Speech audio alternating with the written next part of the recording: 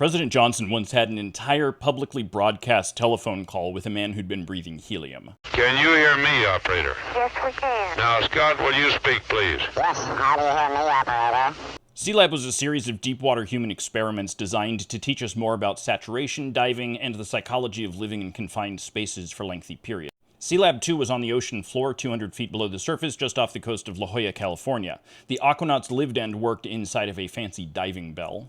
After spending a world record 30 days at the bottom, Commander Scott Carpenter, former pilot of Mercury 7, had to undergo a special decompression protocol to prevent being killed by the bends.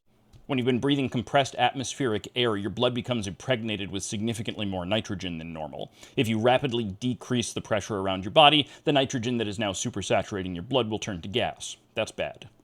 Because of this, during his ascent, Scott Carpenter was breathing a mixture of helium and oxygen rather than atmospheric nitrogen and oxygen in order to purge the nitrogen from his blood. Johnson wanted a nice soundbite for the news, so he had his telephone patched all the way down to the commander during his ascent, and no one told Johnson about the helium.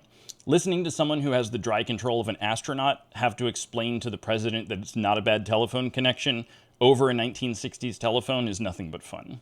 1, 2, 3, 4, 5, 4, 3, 2, 1. How do you read that, operator? I understand you. Yes. But it's weak. I see. Is this Operator. the best you can do for a connection?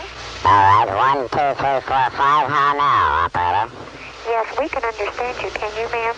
No. He's in a what atmosphere? A synthetic gas atmosphere.